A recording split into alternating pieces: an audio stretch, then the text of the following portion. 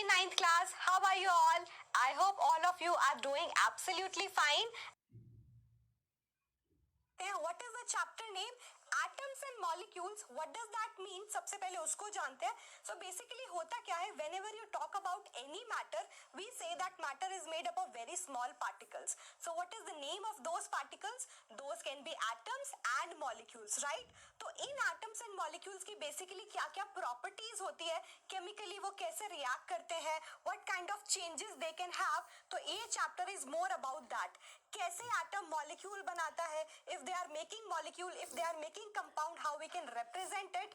और एक given quantity में अगर कोई पूछ ले how much number of atoms is there, how much number of molecules are there, how much number of ions are there, so we are able to solve each and every question about that. Fine?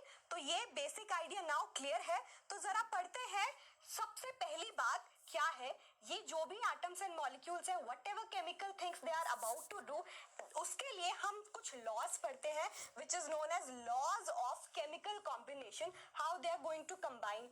अगर combine करके कुछ नया substance बना रहे हैं तो उनकी property क्या होगी, राइट? तो उसके बेसिस पे we have two laws in front of us. पहला क्या है? That is given by Lavoisier, Antoine Lavoisier in 1744, and Lavoisier said what?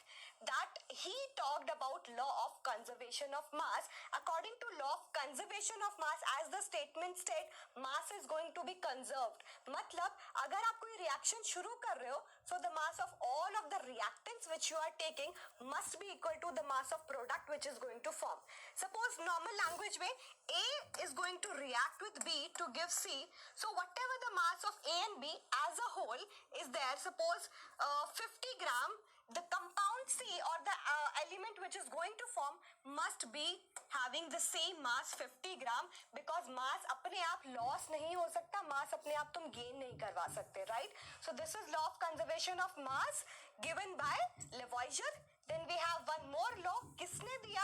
That is given by Joseph Proust. It is also very much important for your exam point of view.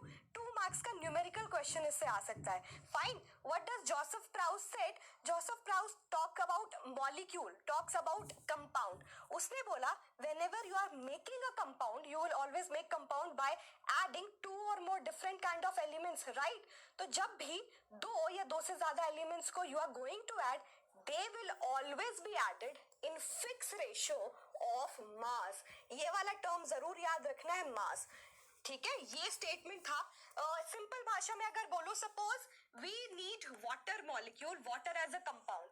एक और चीज हम इसमें add कर सकते हैं, whatever the source of water. चाहे तुम लेक वाटर ले लो, चाहे तुम ग्लेशियर का वाटर ले लो, चाहे सी वाटर ले लो, कोई भी वाटर ले लो. If I talk about only water ना, so composition of all of those elements which are adding must be same. और वो क्या होगी? That is dependent on mass. कैसे? एक हाइड्रोजन एटम का मास हम लेके चलते हैं 1U, 1 unified mass. 2 का will be 2, 1 ऑक्सीजन का is 16. As I told you, simple whole number ratio, so I can write it 1:8. कैसे? उसको simplify करेंगे तो simple whole number by mass. Okay, so this is the example which we can take in. Joseph Proust said whatever the source of a given compound, the elements will always be added in fixed ratio to give that compound. That is 1:8 in water, or maybe multiple of it, 2:16, 3:24 and so on. Okay, तो compound जब भी बनाते हैं, मास की ये बात जो Joseph Proust ने दी थी, प्लीज याद रखना इसको. ठीक है, और as I told you, you can give another example also. तो I will be waiting for your response. Please give me CO2 के केस में what is that ratio of mass. Question in front of you.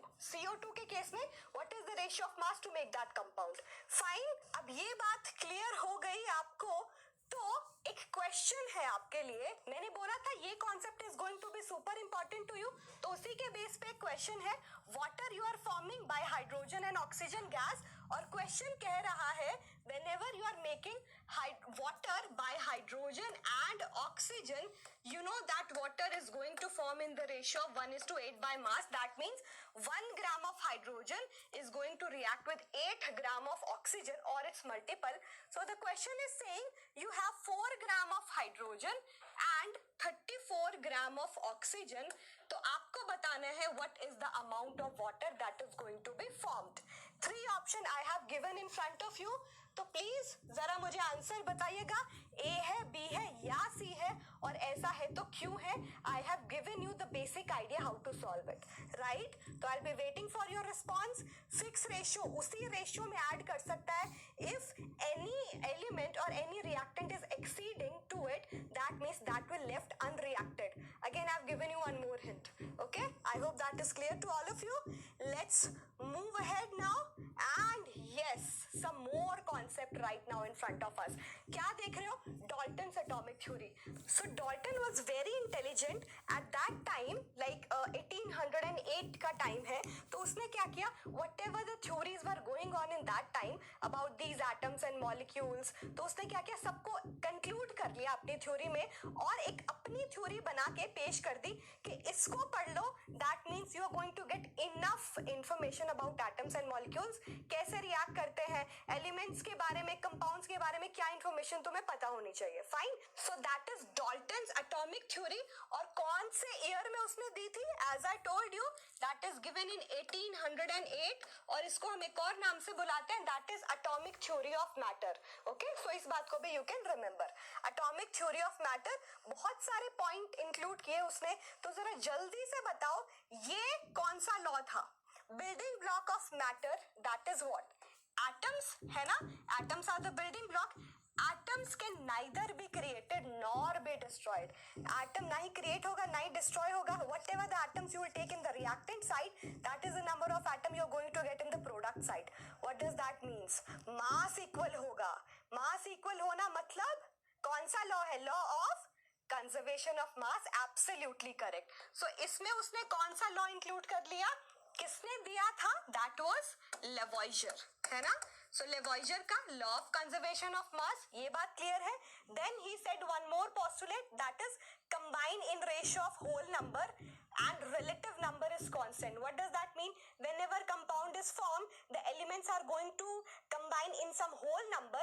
तो whole number में combine करते हैं. जैसे कि water का example लो, तो hydrogen and oxygen are going to combine in the ratio of 2:1, है ना? अगर मैं CO2 की बात करूं, carbon and oxygen are going to combine in the ratio 1:2. But again there are drawbacks in this theory. बहुत सारा ड्रॉबैक था.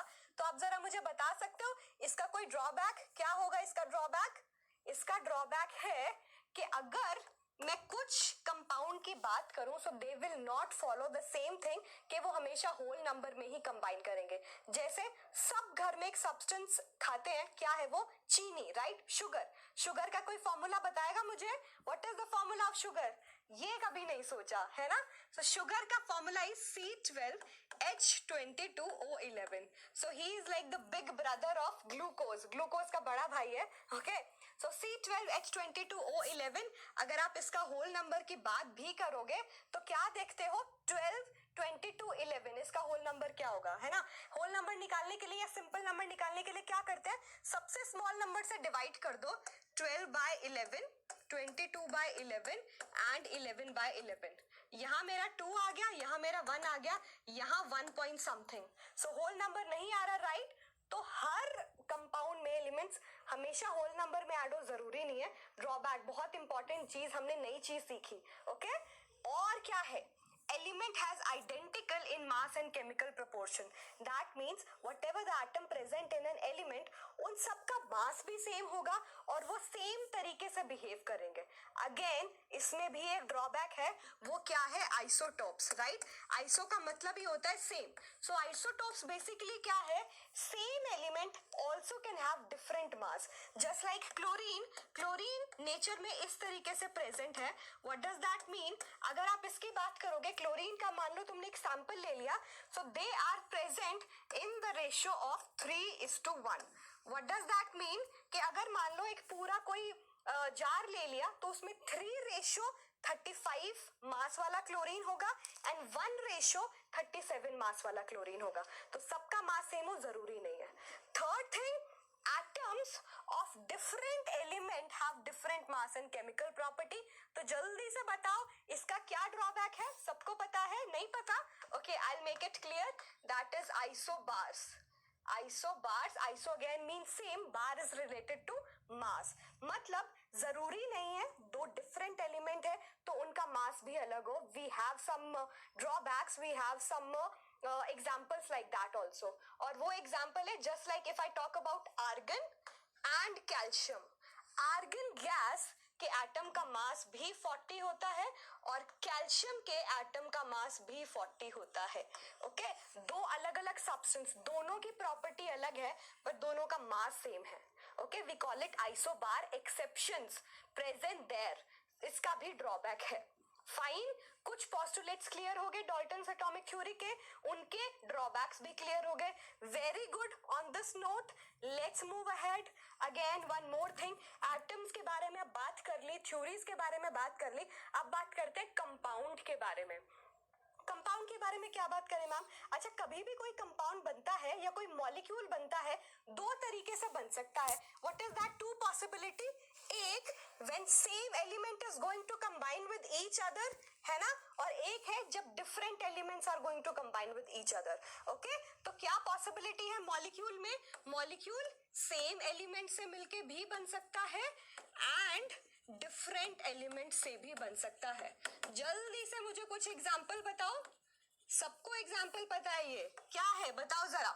Same element ma'am, just like hydrogen. Hydrogen exist in the form of hydrogen molecule H2, right. Oxygen exist in the molecule O2, right. और बताओ कुछ. Ozone exist in the form of O3 as one molecule, है ना. Same element भी combine कर सकता है.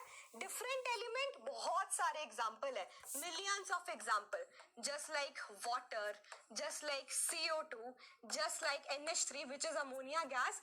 Different elements are combining here to give a different kind of a molecule, है ना. तो सेम एलिमेंट, डिफरेंट एलिमेंट दोनों मिलके मॉलिक्यूल बनाते हैं, और जब डिफरेंट एलिमेंट कंबाइन होते हैं we give it a particular name, और क्या बोलते हैं उसको? उसको बोलते हैं हम कंपाउंड, है ना. सो compound is what? When different element combine with each other in a fix ratio, it will give you compound. अब एक और चीज है जो इसमें तुम याद कर सकते हो, एग्जाम में 1 मार्क में क्वेश्चन पूछ सकता है. What is atomicity here? So atomicity क्या होती है? किसी भी मॉलिक्यूल में number of atoms attached to make that molecule is known as its atomicity. तो यहाँ 3 atom of oxygen are combining to give 1 molecule of ozone, right? So इसका atomicity is 3. Okay, जादू 2 colors at once, है ना. Okay, so इसका atomicity is 3, right? इसका atomicity 3, इसका atomicity 2. Atomicity अभी समझ में आया? Number of atoms attach to make that molecule, उसका एटॉमिसिटी. अच्छा, एनसीईआरटी बुक में it's limited to here, but you can also say number of atoms attached in a molecule. तो यहाँ एटॉमिसिटी कितनी है? 3. 2 atom of oxygen, 1 atom of carbon, 3 atomicity. Here also 3, here 4. Okay, I hope this concept is also clear to you. Atomicity क्या होती है? अब as I told you, अब हम बात करेंगे कंपाउंड की. व्हेनेवर कंपाउंड इज मेकिंग, तो क्या होता है? बेसिकली एक सब्सटेंस दूसरे से कंबाइन करने के लिए 2 प्रोसेस करता है. पहला वाला, generally metal loses its electron to feel stability and that another substance will gain that electron to achieve its stability, that is octet rule. बोला कि ये जो भी मेरे कंपाउंड्स बन रहे हैं उसमें एक पॉसिबिलिटी ये है कि मेटल जो है वो एक नॉन मेटल से कंबाइन करता है, और पॉसिबिलिटी क्या होती है? मेटल इलेक्ट्रॉन लूज करती है to achieve stability to follow octet rule, क्योंकि उनके वैलेंस शेल में 1, 2 और 3 इलेक्ट्रॉन्स होते हैं which can easily be donated. Non metal आसानी से इलेक्ट्रॉन एक्सेप्ट कर सकती है क्योंकि उनके लास्ट शेल में 6, 7 और 5 इलेक्ट्रॉन हो सकते हैं, and they can gain to become 8. 8 means octet rule, octet rule means stability. तो ये सोडियम आयन कैसे बना? Sodium was losing 1 electron. Whenever electron is lost, positive charge will come. Whenever electron is gain, negative charges come, क्योंकि electron पे negative charge है. Negative कोई ले रहा है, विल बिकम नेगेटिव. नेगेटिव कोई दूर कर रहा है, इट विल बिकम पॉजिटिव, है ना. तो मेटल ने क्या किया? अपना इलेक्ट्रॉन लूज करके नॉन मेटल को दे दिया. इलेक्ट्रॉन लूज किया पॉजिटिव, इलेक्ट्रॉन गेन किया नेगेटिव.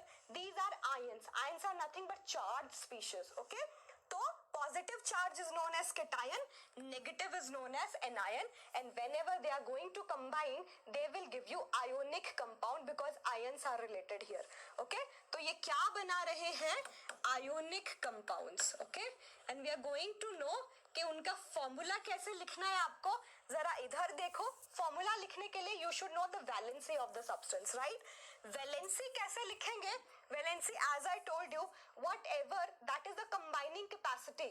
कंबाइनिंग कैपेसिटी मतलब किसी भी एलिमेंट को कितने इलेक्ट्रॉन लूज करना है या गेन करना है या शेयर करना है to achieve stability. Okay, element lose gain करके क्या करेगा? कंबाइन करेगा किसी और स्पीशीज के साथ and it will make any molecule और a compound. Okay, so that's the combining capacity, that how much electron a species is losing और गेनिंग और शेयरिंग.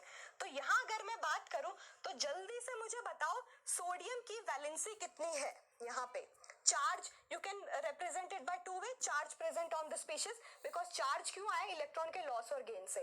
ओके, तो यहाँ सोडियम की वैलेंसी थी 1, यहाँ क्लोरीन की भी वैलेंसी थी 1. चार्ज में दिखाना चाहो +1 और -1. +1 मीन्स उसने एक इलेक्ट्रॉन लूज किया है, -1 मीन्स उसने एक इलेक्ट्रॉन गेन किया है. फाइन, ये उसकी वैलेंसी हो गई. So how will write the chemical formula? सबसे पहला काम है दोनों का सिंबल लिखो. फाइन, दोनों का सिंबल लिखा मैंने. सिंबल लिखने के बाद क्या करना है जरा देखो. सिंबल लिखा, नीचे उनकी वैलेंसी लिखो, दैट इज +1 और -1, and that is one more method, that is criss cross method.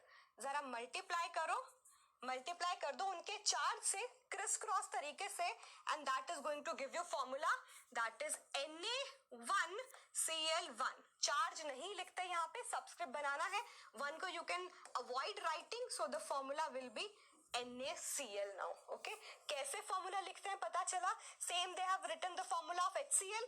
1 cross multiply you will get HCl.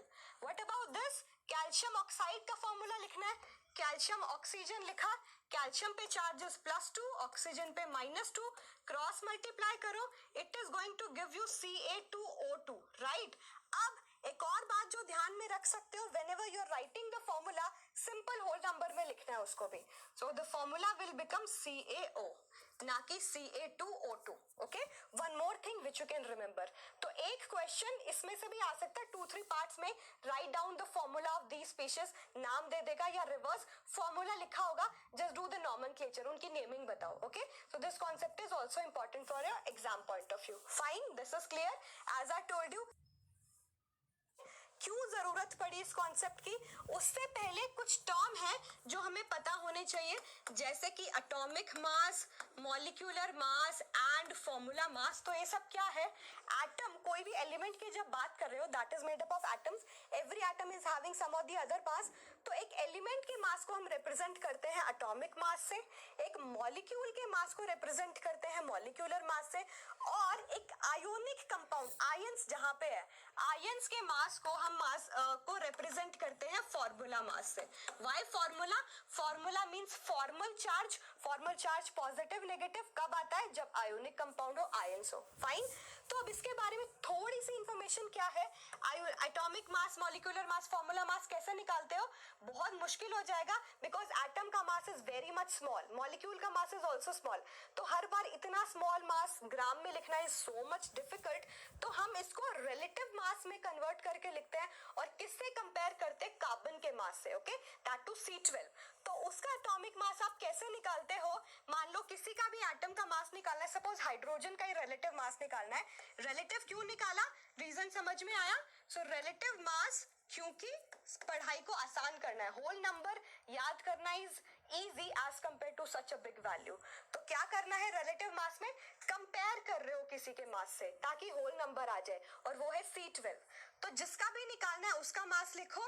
Mass of an atom of hydrogen, तो वो ग्राम में होता है, ठीक है, और बहुत कम होता है. उसको स्टडी को आसान कैसे किया? कंपेयर कर दो. किससे कंपेयर करना था? C12 से. और इस तरीके से कंपेयर करना है कि उसके मास का कोई इफेक्ट हाइड्रोजन पे भी ना पड़े, एक्चुअल मास थे.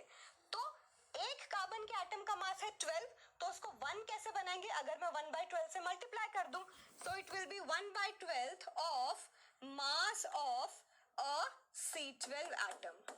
ठीक है, एक C12 एटम का मास विच वाज 12, उसको 1/12 से डिवाइड कर दो, it is going to give you value 1. तो सिग्निफिकेंस क्या हुआ? उस वैल्यू को हम नाम दे देते हैं 1U, 1 unit, that is 1 unified mass. तो वो वैल्यू यहाँ पे जानी जाती है U, पहले उसको बोलते थे AMU, एटॉमिक मास यूनिट, वो सिंपलेस्ट यूनिट जिसका मास सबसे कम है, और उसको सबसे कंपेयर करते चले जाओ, you are going to get relative mass which is easy to remember, ठीक है। 1U यूनिफाइड मास, और इसका सिग्निफिकेंस क्या है, टू गेट 1 वैल्यू, और U की वैल्यू फिक्स होती है, सबसे स्मॉल मास है तो उसको 1 मान के चलते हैं हम। और वो वैल्यू कितनी है, सबसे कम वैल्यू मास की कितनी आती है, in case of every element कितनी आती है, 1.67 into 10 to the power minus 24 gram. Okay, that is the value 1.67 into 10 to the power minus 24 gram. I hope this is clear to all of you. ये वाला concept clear हो गया। Same in the case of molecular mass and formula mass. Molecular mass में क्या लिखोगे, mass of a molecule of that species divided by 1/12 of mass of C12 atom. Case of formula mass, mass of a formula unit divided by 1/12 of a C12 atom. Formula unit मतलब वो unit जो पूरे के पूरे charge को define कर रहे, पूरा पॉजिटिव नेगेटिव आ जाए। If I talk about NaCl, तो NaCl का formula unit is this.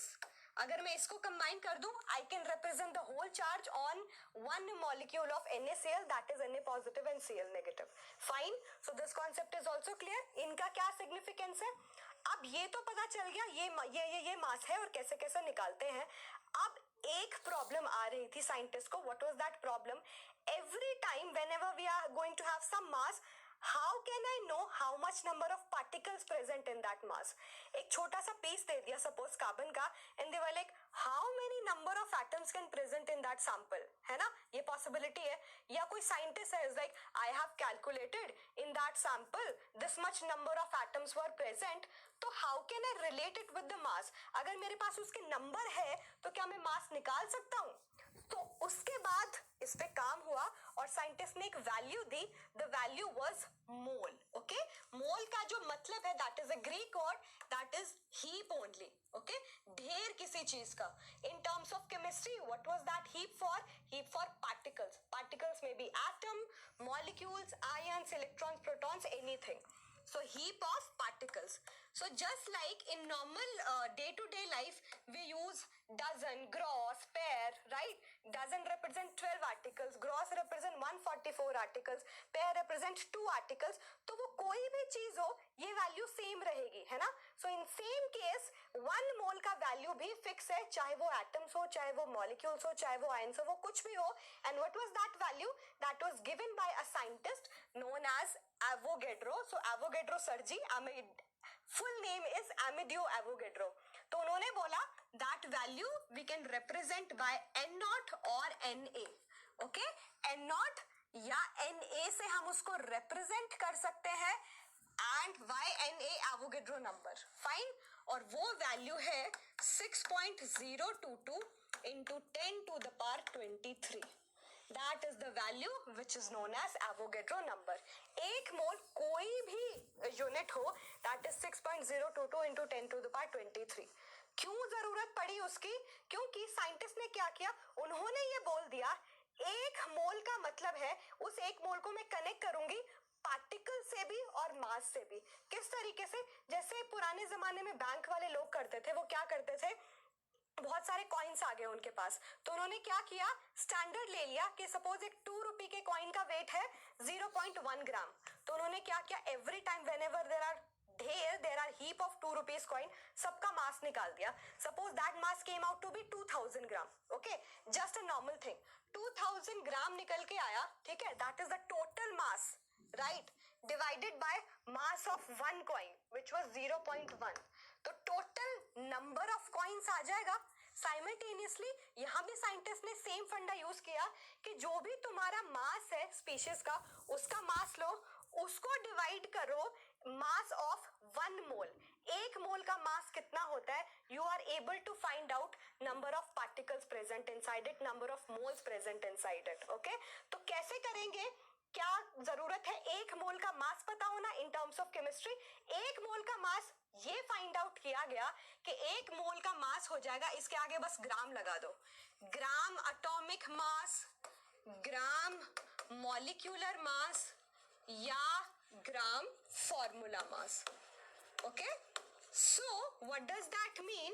What is the gram atomic mass, gram formula mass and gram molecular mass? जो भी तुम्हारी ये वैल्यूज आती है, U को हटा के बस तुम्हें G लगाना है. Suppose in case of carbon I said 12 U is the mass of one carbon atom, so just write 12 gram. So that is gram atomic mass of carbon. If I talk about molecular mass, just take the example of water. Water molecule हम बोलते हैं 18 U mass है, तो 18 ग्राम लिख दो. That is gram molecular mass of water. Same with formula mass. Suppose NaCl की बात करूं 58.5 U. ओके, तो ग्राम में लिखोगे 58.5 ग्राम ऑफ फॉर्मूला मास, तो वो ग्राम फॉर्मूला मास बन जाएगा. These quantity always represent what? 1 mole. Okay, तो वो क्या represent करेगी? वो represent करेगी 1 mole को. I will write it here. Fine? हाँ, तो वो represent कर रही है, ये सब क्वांटिटी represent कर रही है 1 मोल को. फाइन. और 1 मोल में किसी सब्सटेंस का जो भी मास होता है उसको बोला जाता है molar mass. Very much important information. क्या बोलोगे उसको? Molar mass. That is mass of 1 mole. Mass of 1 mole could be gram atomic mass, gram molecular, gram formula, whatever that substance we are taking. तो अगर मैं बात करूं carbon का gram atomic mass was 12 ग्राम, तो उसका मोलर मास क्या हो जाएगा? That is 12 ग्राम पर मोल. ओके, 12 ग्राम पर मोल. मोल जब यूनिट की फॉर्म में लिखोगे MOL लिखना, MOLE नहीं लिखना. Fine. So that is carbon का मोलर मास. ठीक है, तो इस तरीके से उन्होंने यूनिट फाइंड आउट कर ली और इंटर रिलेट कर दिया. ये पूरा का पूरा चार्ट है, वही लिखा है 1 mole of any particle, whatever that is, atom, molecules and ions will represent the Avogadro number of particles. That could be gram atomic mass, gram molecular mass or gram formula mass, right? And they have given some example also. Suppose मैं carbon atom की बात करूंगी, same 12 gram of carbon atoms will represent Avogadro number of carbon atoms. 1 mole of hydrogen molecule, अभी मैंने molecule की बात की H2, तो हाइड्रोजन के molecule का mass 2 gram. That means gram molecular mass. 2 gram of hydrogen molecule will also represent Avogadro number of molecules. Don't write atom here, this is molecule. Okay, sodium ions. Now I am talking about ions. That is Na positive. So एक sodium atom के ion का mass की बात करो 23 gram. Don't get confuse ma'am, ion है वो तो gram atomic mass होता है, एक इलेक्ट्रॉन के निकालने से उसके मास पे ज्यादा फर्क नहीं पड़ेगा. Fine. So 23 gram of sodium ion will also have Avogadro number of ions. Fine, this part is clear. अगर ये क्लियर हो गया तो बहुत अच्छा, क्योंकि हम अब फॉर्मूला डिराइव करके पूरा टेबल मैं तुम्हें दे रही हूँ. बहुत इंपॉर्टेंट टेबल है, इसको फॉलो करो, इसको याद कर लो. 1 वे है, कभी क्वेश्चन गलत नहीं होगा. कैसे? Just be with me, this is going to be clear right now. देखो, मोल्स निकालना है. मान लो मेरे गिवन सैंपल में इजी कॉन्सेप्ट कर लिया कि कितने मोल प्रेजेंट होंगे. 1 मोल का मतलब Avogadro number of particles. Why to write this much number of particle every time? क्यों ना 1 मोल लिख लो. तो गिवन क्वांटिटी में कितने मोल है, आसान है फाइंड आउट करना. कैसे? As I told you, same formula follow करेंगे. सेम बैंक वाला फॉर्मूला यूज करता है, mass of whole coins, mass of 1 coin. So simultaneously moles निकालने के लिए mass divided by molar mass. Molar mass, mass of 1 mole, तो mass bye molar मास मुझे दे रहा है नंबर ऑफ मोल्स, जिसको मैं n से लिख सकती हूँ. अब सपोज करो मेरे पास मास ही नहीं है किसी सब्सटेंस का. Question framed in different way कि मुझे नहीं पता मेरे जो सैंपल है उसका मास कितना है, बट मुझे पता है उसमें कितने नंबर ऑफ मोल्स है. तो क्या आप इन दोनों को मल्टीप्लाई कर दोगे? You are not able to find out mass. Yes, तो ये 1 वे है. अगर मोल्स को मोलर मास से मल्टीप्लाई कर दोगे, you are going to get mass of that substance. Fine, जरा यूज करके देखिए क्वेश्चन में. Suppose I have told you कि मेरे पास वाटर है और वाटर के 5 मोल्स प्रेजेंट है, 5 मोल्स ऑफ H2O. जरा उसका मास बताओ. निकाल नहीं सकते? 5 को मल्टीप्लाई करो उसके मोलर मास के, that is 18. 5 into 18 90. So 90 gram mass will be there. Fine, समझ आया? एक और चीज देखते हैं. पार्टिकल्स को एवोगैड्रो नंबर से डिवाइड करो, then also you are able to get mole. कैसे बताती हूँ. सपोज एक सैंपल है, वो बोल रहा है 12.044 इंटू 10⁻23 पार्टिकल्स प्रेजेंट है उसमें. ठीक है, कार्बन का सैंपल है, उसमें इतने पार्टिकल्स प्रेजेंट थे. जरा बताओ उसमें मोल कितने हैं. मुझे पता है 1 मोल. वही सेम बात, अगर 1 मोल से डिवाइड कर दूं तो I can get the data, right. तो इतने पार्टिकल्स थे और 1 मोल में पार्टिकल्स होते हैं 6.022 10⁻23. अगर इनको डिवाइड कर दूं नंबर ऑफ मोल्स आ जाएंगे, राइट. कितना आया? 2 मोल्स. फाइन. तो नंबर ऑफ पार्टिकल्स को एवोगैड्रो नंबर से डिवाइड करो, that is n nought. You are able to find out number of moles. अब वाइस वर्सा सिचुएशन, ये क्या था? गिवन पार्टिकल्स, सपोज मैंने p लिख दिया, that is Avogadro number n nought. ये दे रहे हैं मुझे number of moles.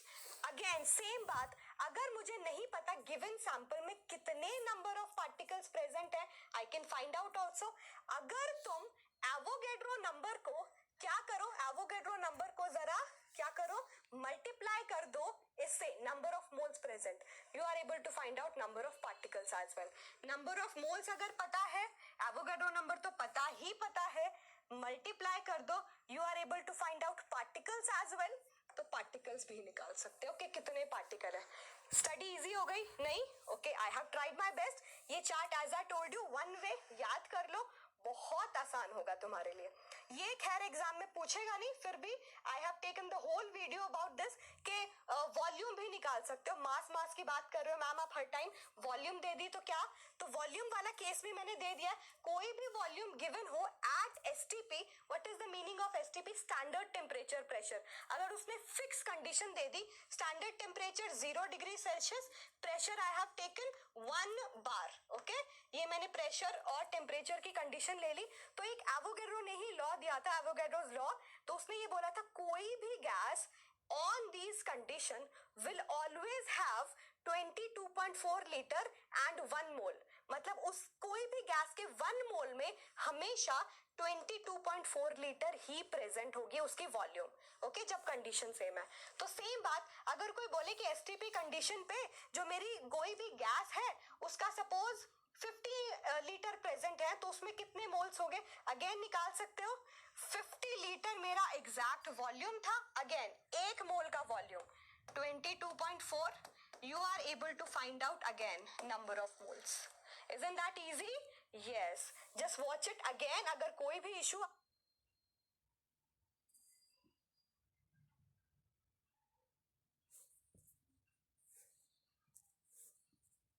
hope now you have the basic idea about the whole chapter which is important और क्या क्या चीजों से क्वेश्चन पूछा जा सकता है.